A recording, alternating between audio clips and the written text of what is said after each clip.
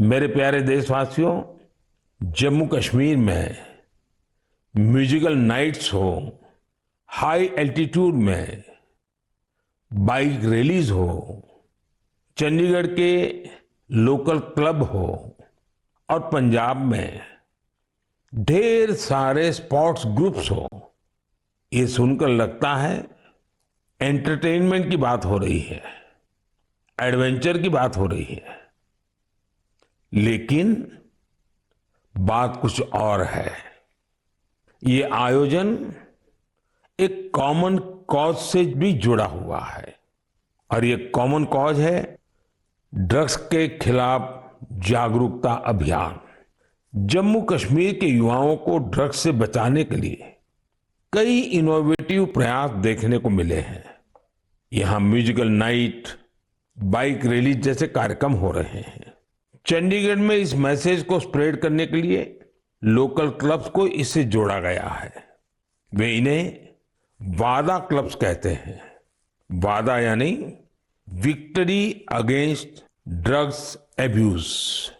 पंजाब में कई sports groups भी बनाए गए हैं जो फिटनेस पर ध्यान देने और नशा मुक्ति के लिए अवेयरनेस कैंपेन चला रहे हैं।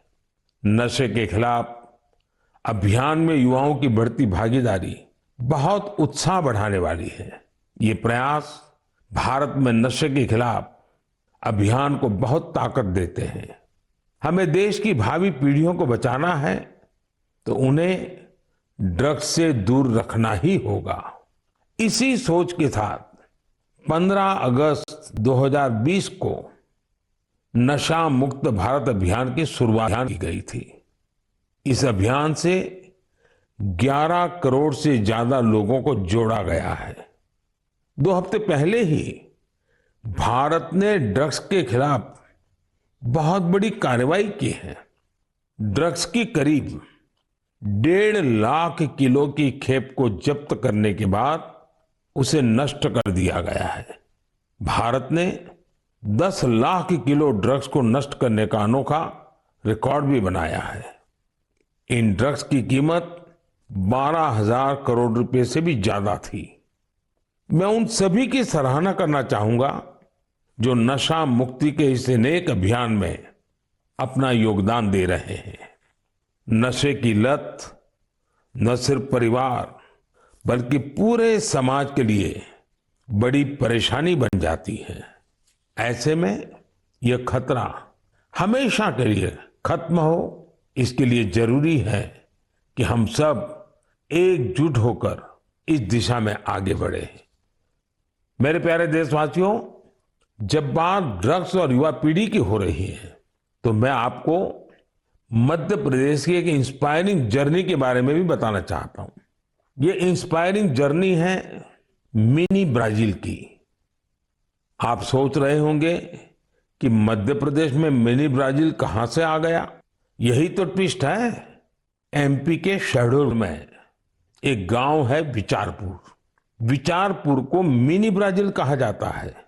मिनी ब्राजील इसलिए क्योंकि ये गांव आज फुटबॉल के उभरते सितारों का गढ़ बन गया है। जब कुछ हफ्ते पहले मैं शहडोल गया था तो मेरी मुलाकात वहां ऐसे बहुत सारे फुटबॉल खिलाड़ियों से हुई थी। मुझे लगा कि इस बारे में हमारे देशवासियों को और खासकर युवा साथियों को जरूर जानना चाहिए। साथियों, विचारपुर गांव के मिनी ब्राजील बनने की यात्रा 2-2.5 दशक पहले शुरू हुई थी। उस दौरान विचारपुर गांव अवैध शराब के लिए बदनाम था, नशे की गिरफ्त में था। इस माहौल का सबसे बड़ा नुकसान यहां के युवाओं को हो रहा था।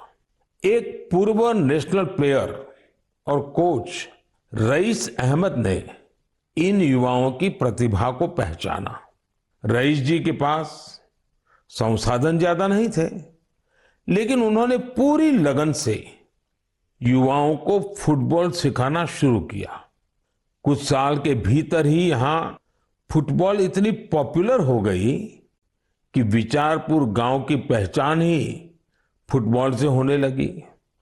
अब यहां फुटबॉल क्रांति नाम से एक प्रोग्राम भी चल रहा है। इस प्रोग्राम के तहत युवाओं को इस खेल से जोड़ा जाता है और उन्हें ट्रेनिंग दी जाती है। ये प्रोग्राम इतना सफल हुआ है कि बिचारपुर से नेशनल और स्टेट लेवल के 40 से ज्यादा खिलाड़ी निकले हैं। ये फुटबॉल क्रांति अब धीरे धीरे पूरे क्षेत्र में फैल रही है। शहडोल और उसके आसपास के काफी बड़े इलाके में 1200 से ज्यादा फुटबॉल क्लब बन चुके हैं।